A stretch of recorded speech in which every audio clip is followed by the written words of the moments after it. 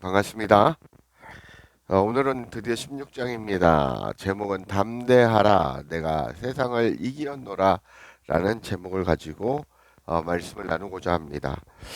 요한복음 16장은 예수님께서 주님이 앞으로 고난을 당하시고 십자가에 죽으신 후에 아버지께로 가는 상황과 그 이후에 우리가 어떻게 이 땅에서 살아가야 하는가를 위로하시고 부탁하시고 명령하시는 말씀입니다. 이 말씀을 구체적으로 읽어가면서 말씀을 상고하도록 하겠습니다. 1절부터 4절입니다.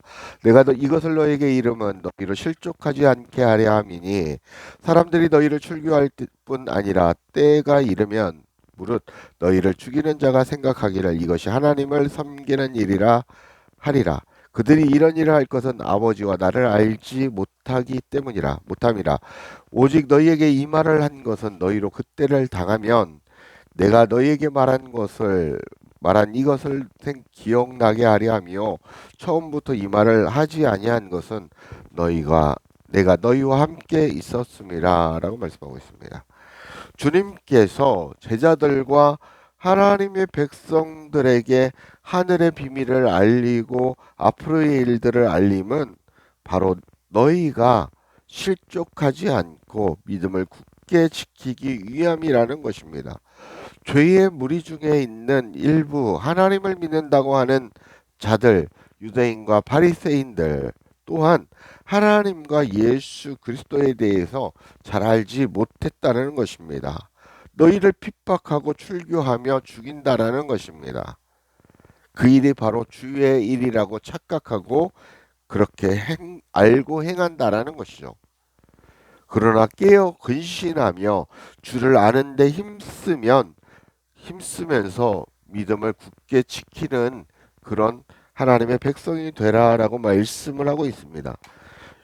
여기서 가장 중요한 것은 죄를 그들이 3절에 보면 이런 일을 할 것은 아버지와 나를 알지 못함이다라는 것입니다.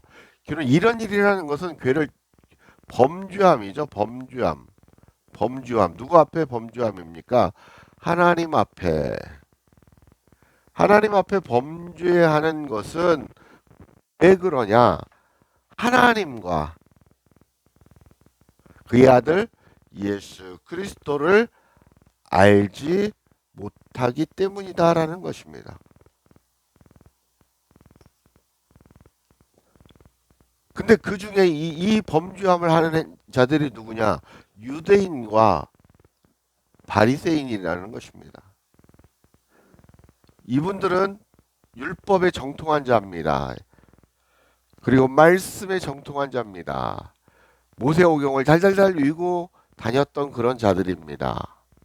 그런 자들이 하나님을 알지 못했고 바로 예수 그리스도에 대해서 알지 못했다라는 것입니다. 그래서 범죄했다. 그래서 하나님과 하나님의 백성들을 핍박하고 가해하고 죽이고 하는 그런 행동을 한다라는 것입니다. 그걸 말씀하고 있습니다.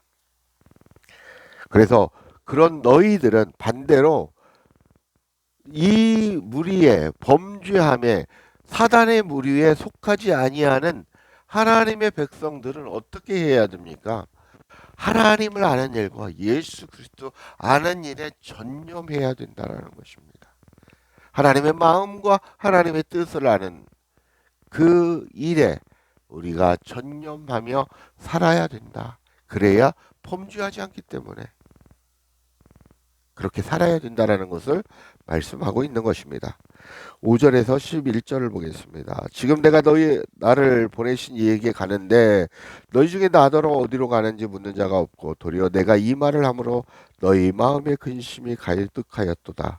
그러나 내가 너희에게 실상을 말하노니 내가 떠나는 것이 너희에게 유익이라. 내가 떠나가지 아니하면 보혜사가 너희에게로 오시지 아니할 것이요 가면 내가 그를 너희에게로 보내리니 그가 와서 죄에 대하여 의에 대하여 심판에 대하여 책망하시리라.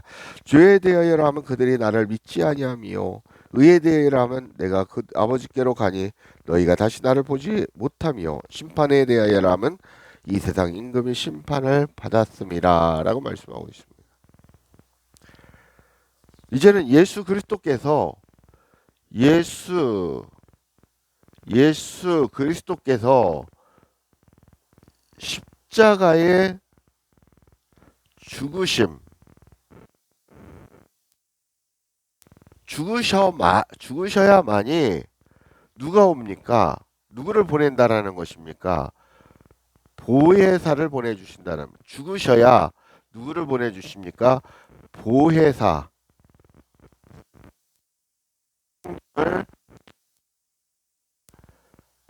보내주신다는 것입니다.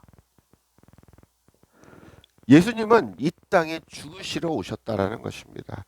우리의 죄를 대신해서 그 어린 양으로서 우리의 죄를 대신, 내 죄를 대신해서 십자가에 못 박혀 죽으셨다라는 것입니다.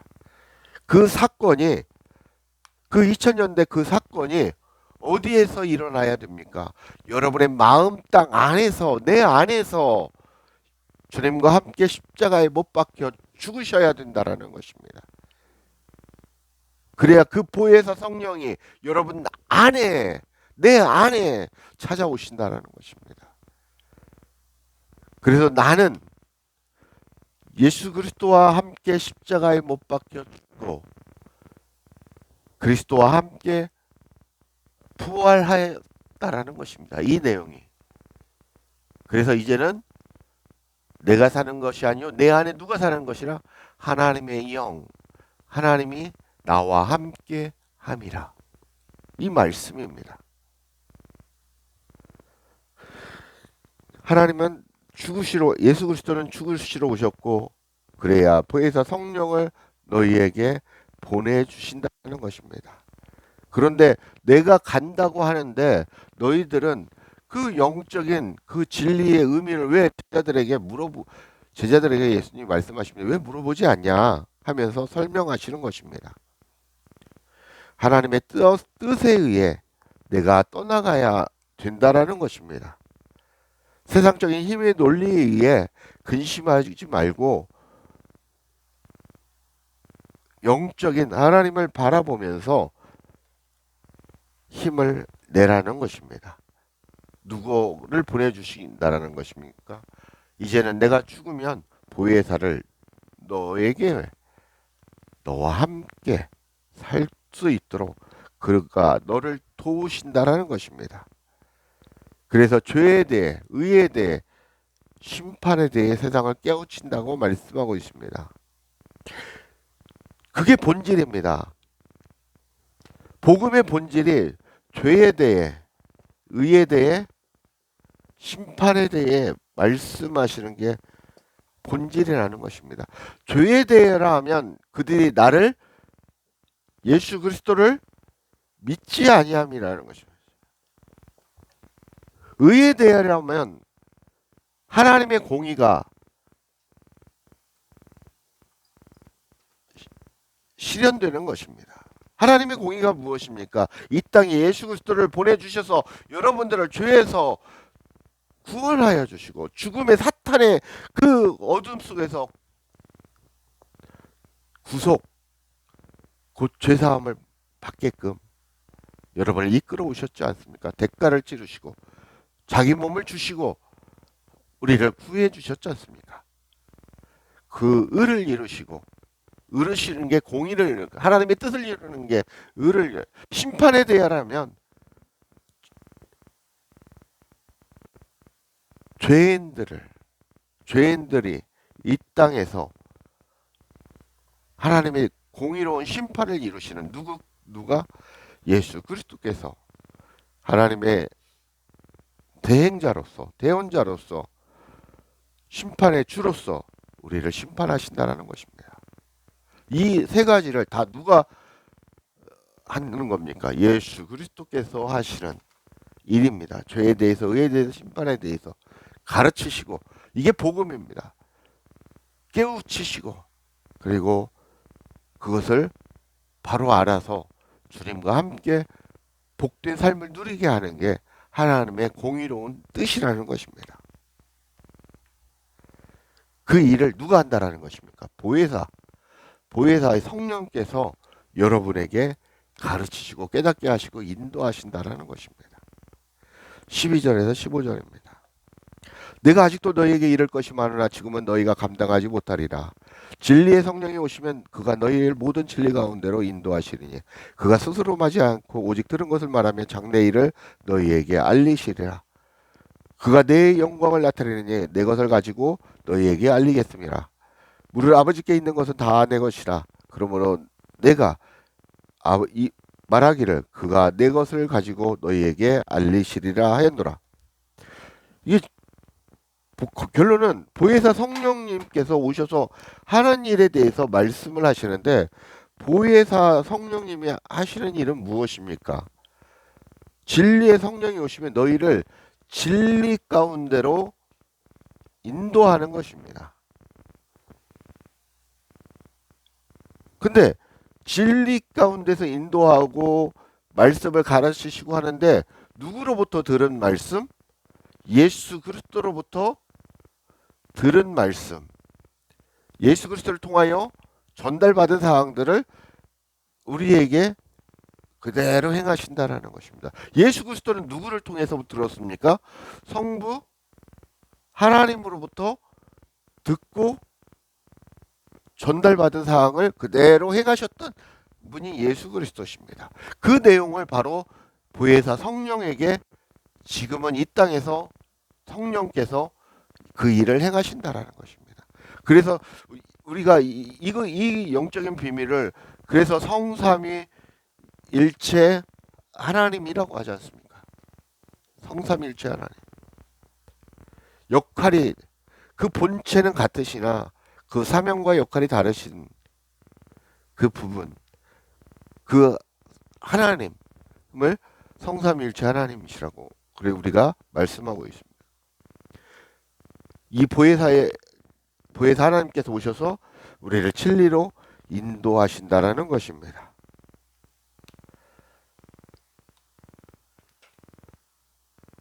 어떤 일이 장래의 일입니까? 앞으로 닥칠 주님의 사건, 믿음의 형제들이 주의 일을 해 나갈 때 일들을 알려주시고 인도함으로 하나님께 영광을 돌린다라고 말씀하고 있습니다. 그 영광이 바로 독생자의 영광이요 하나님의 영광이라는 것입니다. 그 영광을 위해서 독생자의 영광이 하나님의 영광이라는 것입니다. 그 영광을 위해 일을 하신다라는 것입니다. 그 일을 보혜사 성령과 함께 하나 되어서 우리가 그 일을 해야 된다라는 것입니다. 그 일은 무엇입니까? 하나님을 아는 것입니다. 하나님을 알아가는 것입니다. 그리고 그 하나님 아는 것을, 이거 다른 말로 하면 하나님 사랑입니다. 이것을 전하는 삶입니다. 전하는 삶을 살아가는 게 바로 영광을 돌리는 일이라는 것입니다. 16절부터 18절까지입니다.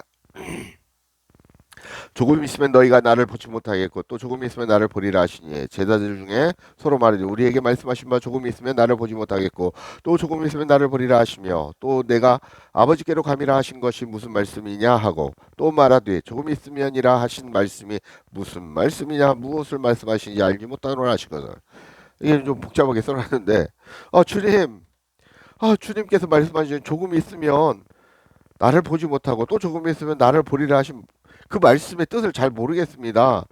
제자들이 예수님께 말씀하는 겁니다. 쉽게 얘기하면 이 구절들은 그때 주님 말씀하셨는데 전혀 모르겠는데요. 뭔 의미입니까? 이제 이렇게 질문하는 그런 내용입니다. 19절 보겠습니다. 예수님께서 그 묻고자 함을 아시고 이르시되 내 말이 조금 있으면 나를 보지 못하겠고 또 조금 있으면 나를 보리라 하므로 서로 문의하느냐. 내가 진실로 진실로 너에게 이르노니 곡하려고 애통하겠으나 세상은 기뻐하리라. 너희는 근심하겠으나 너희 근심이 도리어 기쁨이 되리라 하면서 여자가 해산하는 고통을 빗대해서 해산할 때는 힘들고 근심스럽고 해산 후에는 그 기쁨은 이루 말할 수 없다는 비유를 얘기합니다. 그게 21절입니다. 22절에 보면 이제 그런 것처럼 복음이라는 것은 지금은 너희가 근심하나 내가 다시 너희를 보리니 그 마음이 기쁠 것이요 너희 기쁨을 빼앗을 자가 없으리라. 그날에는 너희가 아무의 것도 내게 묻지 아니하리라. 내가 진실로 너에게 이르노니 너희가 무엇이든지 아버지께 구하는 것을 내 이름으로 주시리라. 지금까지는 너희가 내 이름으로 아무것도 구하지 못 아니하였으나 구하라. 그리하면 받으리니 너희 기쁨이 충만하리라. 이게 쭉 말씀하십니다. 26절까지. 그럼 보면 26절에 그날에 너희가 내 이름을 구할 것이요 내가 너희를 위하여 아버지께 구하겠다 하는 말이 아니니라고 말씀합니다. 예수님 십자가 사건과 부활 사건 이후에 보혜사 성령이 우리에게 찾아오셔서 우리와 함께 살아가는데 더 이상 근심이 아닌 그 보혜사가 우리의 삶의 기쁨이라는 것입니다. 그리고 이 기쁨을 빼앗을 자가 없을 거다라는 얘기입니다. 우리가 인생을 사는데 희노애락이라는 게 있습니다. 모든 인간에게 다 주어진 게 희노애락입니다. 근데 인생을 살아가면서 희노애락을 느끼는데 그게 기쁨이다? 그게 아니라 주님과 함께 살아가는 그 삶이 기쁨이라는 것입니다. 그 기쁨을, 그 영광된 삶을 그 누구도 빼앗을 자가 없다라는 것입니다. 마귀 사탄도 빼앗지 못한다라는 것입니다. 보혜사 성령님은 이미 우리에게 찾아오시면 떠나지 않으십니다.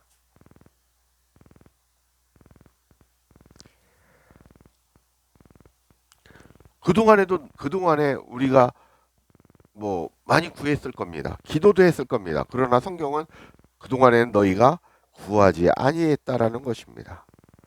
이제는 구하라고 말씀하고 있습니다. 무엇을 구하라는 것입니까? 아버지의 뜻과 하나님 아버지의 뜻과 마음을 구하라는 것입니다. 하나님 아버지의 뜻과 마음을 구하는 삶을 살아라는 것입니다. 하나님의 아버지의 마음과 뜻이 무엇입니까? 이웃사랑입니다. 하나님 사랑입니다. 이것을 구하라는 것입니다. 그러면 이루어 주겠다라는 것입니다. 이것을 위해서 구하는 어떤 것도 이루어 주겠다라는 것입니다. 그러니까 우리의 기도는 하나님 이것 주십시오 저것 주십시오 하는 게 아니라 하나님의 영광을 위한 하나님의 마음을 구하고 하나님의 뜻을 구하고 하나님의 이웃사랑을 어떻게 할 것인가 하나님의 사랑을 어떻게 실천할 것인가에 대해서 구하면 하나님께서 주신다라는 것입니다. 마태복음 6장 33절 우리 다 외우고 있지 않습니까? 그런즉 너희는 먼저 그의 나라와 그의 의를 구하라. 그리하면 이 모든 것을 너희에게 더하여 주시리라 말씀하고 있습니다. 하나님의 나라와 하나님의 의를 구하는 게 그러면 이루어 주신다라는 것입니다. 그리고 부수적인 것, 부와 물질과 명예와 이런 건 부수적으로 채워주신다라는 것입니다. 이건 따라오는 것입니다. 우리는 그런데 주종이 바뀌었지 않습니까? 우리는 뒤의 것을 구하지 않습니까? 부를 구하고 명예를 구하고 물질을 구하고 그러니 앞에 게 전혀 바꾸십시오. 오늘부터 하나님의 영광을 위해서 하나님의 뜻을 위해서 하나님의 마음을 위해서 살아가시는 우리 성도님들 되시길 주 예수 이름으로 간절히 축복합니다.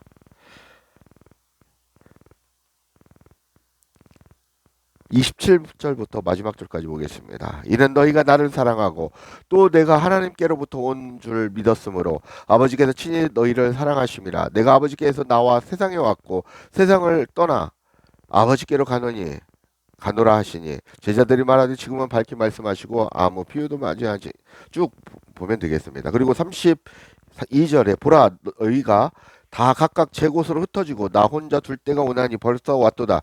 그러나 내가 혼자 있는 것이 아니라 아버지께서 나와 함께 계시니라. 마지막 절 이것을 너희에게 이르는 것은 너희로 내 안에서 평안을 누리게 하려 함이다. 이 세상에는 너희가 환난을 당하나 담대하라. 내가 세상을 이겼노라 하시니라 라고 말씀하고 있습니다.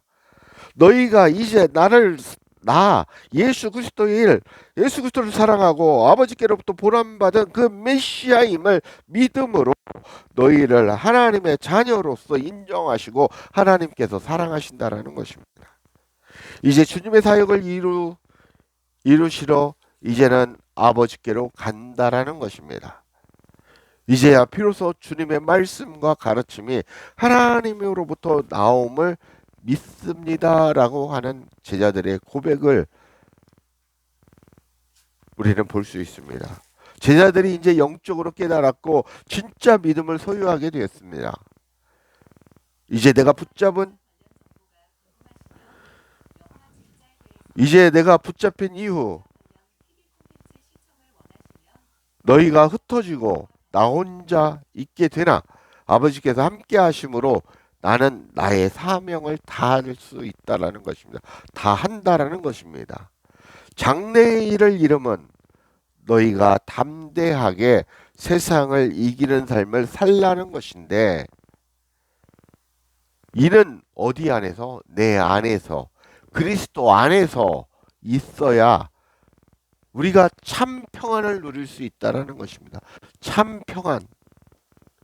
하나님이 주시는 그 참 평안, 평강, 평화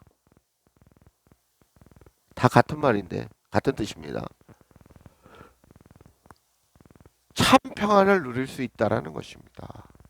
내 삶 속에서 참 기쁨과 행복한 그 삶을 영유할 수 있다고 말씀하고 있습니다. 누구 안에 있을 때? 바로 예수 그리스도 안에 거할 때, 거하는 삶을 살 때 바로 참 평안을 누리고 그러므로 말미암아 담대한 믿음으로 인생을 부에서 성령님과 함께 살아갈 수 있다라는 것입니다. 이 삶이 바로 어떤 삶이냐? 이기는 삶입니다. 이기는 삶. 이미 이긴 삶을 우리가 살아가는 것입니다. 하나님께서 이긴 삶을 우리가 살게 되는 것입니다. 담대하라. 세상을 이기었노라. 참 평안을 누리면서 이 땅을 살아가라 하는 게 주님의 명령이고 주님의 음성입니다. 말씀을 맺겠습니다. 우리는 그리스도 예수 안에서 예수 그리스도와 함께 하나 되어 믿음으로 이 땅에서 살아갑니다. 그래야 이 땅에서 성령님의 인도하심을 받을 수 있고 하나님의 마음과 뜻을 알고 깨닫게 되어서 이 땅에서 참 기쁨과 평안을 누리며 살 수 있다고 성경은 말씀하고 있습니다. 그러므로 말미암아 담대한 믿음을 우리가 지닐 수 있고 이기는 삶을 살 수 있다고 성경은 말하고 있습니다. 그렇게 강하고 담대한 믿음으로 하나님의 사랑을 전하며 하나님께 영광을 돌리는 삶을 살아가시는 우리 성도님들 되시길 주 예수 그리스도의 이름으로 간절히 축복하고 축원합니다. 감사합니다.